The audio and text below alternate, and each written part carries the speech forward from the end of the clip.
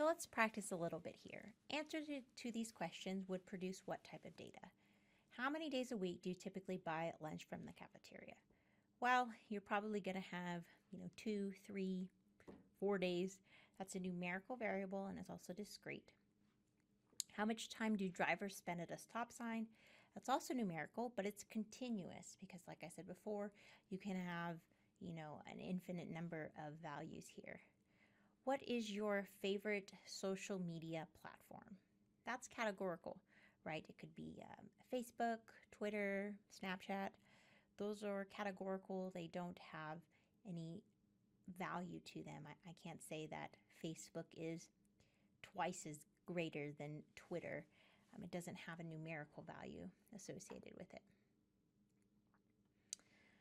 Another thing to keep in mind as you're collecting data are the different sources of data. So you can have a primary source in which the data collector is the one using the data for analysis. So data from a political survey, data collected from an experiment, observed data. Those are all primary sources of data. Secondary sources, on the other hand, is when the person performing the data analysis is not the data collector. So if you find census data or something online, something published in a journal, that would be a secondary source. And there's different pros and cons to using each source. So for a primary source, the pro is that you have complete control of where you are getting your data. You know if it's flawed or not. You know where it's coming from. However, the con is that you have to collect it, which can be time consuming and costly. For secondary sources, the pro is that you're not the one going out and doing the census. So you're not putting the legwork in. And so you can get a large amount of data for less work if you are using somebody else's data. But the con again is you're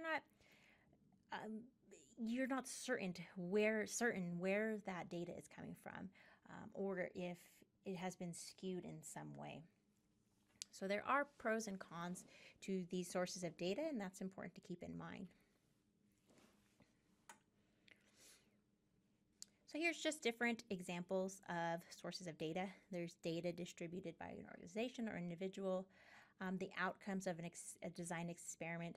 For example, if you are a mattress manufacturer and you want to know which type of material burns the slowest, you might want to create an experiment to see whether it's cotton or nylon, something like that, to see which material that you might want to use to create your mattresses.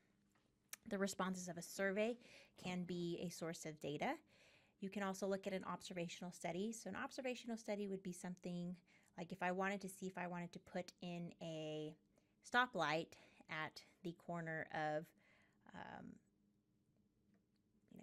Sauncey and Bell, I would look to see how many cars go through that intersection at a given time.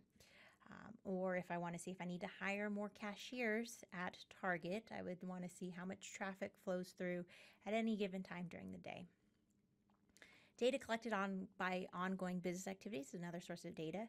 A great example of this is the bank. So they are collecting data from you, and they're looking at your purchases, right? And they use that a lot to detect fraud. So if they are used to seeing you make purchases in Canyon and Dallas because you're from Dallas, then if you buy gas there or you're shopping at the grocery store there, they're probably not going to think that's fraud. However, if suddenly you're buying a giant TV in North Carolina, that may be an indication of fraud. So that is data collected by ongoing businesses, and that can give great information for you. So things to consider / deal with in potential sources of data. Is a source of data structured or unstructured? So structured data is anything that can have a value to it. So if you have a Likert scale of how satisfied are you with this product, 1, 2, 3, 4, 5, 6, 7, 7 being very satisfied, 1 being horribly not satisfied. However, unstructured data might be describe your experiences with this product, and you might get a free response. Now, that data is data in itself, right? that you can analyze. However, it's unstructured because it is open response and there's not a strict numeric value to it. You can create structured data from unstructured data by having coders. So I would have a team of coders to look at this unstructured response and assign values to it. But it is important to know what kind of data that you are getting. So if I put out a survey, do I want unstructured data or do I want structured data? Now the statistical techniques that we use in this course all have to do with structured data. So if you end up with unstructured data, you're going to want to convert that to structured data in order to analyze it. Data cleaning is often a necessary activity when collecting data because you may find irregularities in the data. There's often typographical errors or data entry errors, values that are impossible or undefined. There could be missing values or there could be outliers. Now there are different statistical techniques to deal with irregularities like this. It's something that we don't go through in the realm of this course. However, it is something to be aware of and that there are ways to deal with them. And just going back a little bit, it is really important to deal with them because they can really skew your data if you leave them in there. So data is collected from either a population or a sample. A population consists of all the items or individuals about which you want to draw a conclusion. And essentially the population is the large group. So if I want to find out, the average GPA of all WT students, my population would be WT. If I want to find out the percentage of adults who have taken a flu shot this season, my population would be all U.S. adults. So parameters are characteristics about that population, and we're trying to find out those parameters. And to find out those parameters, we can take a sample. So a sample is a portion of the population selected for the analysis, and that is a small group. So going back to our flu shot, if I wanted to know the percentage of U.S. adults who received a flu shot during the 2016 to 2017 flu season, my population of interest is all U.S. adults, and the parameter I'm looking at is the percentage of people, of U.S. adults, who received a flu shot. Now, to estimate that parameter, we can't realistically ask every single adult in the U.S. If they took a flu shot or not. So we're going to take a sample, and usually the CDC will take a sample from several big cities like Houston, Chicago, San Francisco, New York, and they will get a statistic. So whatever comes from that sample is called a statistic, and we use sample statistics to estimate population parameters.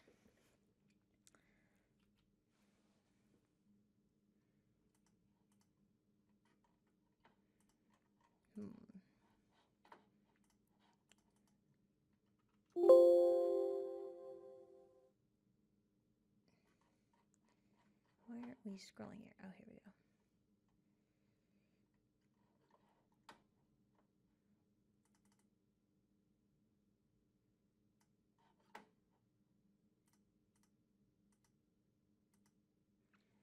So this is a graphic between a population and a sample. Population consists of everybody, it's a large group, and then the sample is the portion of the population of items or individuals. Again, we have to take samples because it is practically and it's unrealistic to survey or ask the entire population. So we use samples because it's less time consuming and less costly, and it's less cumbersome and more practical. Can you imagine trying to track down all U.S. adults to see if they had taken a flu shot? So typically a parameter is not known. And we use sample statistics to estimate population parameters. So here's an example. CDC estimates that 43.6% of adults in the U.S. received a flu shot in the 2014-2015 flu season. Again, they got that estimate of that parameter by taking sample statistics.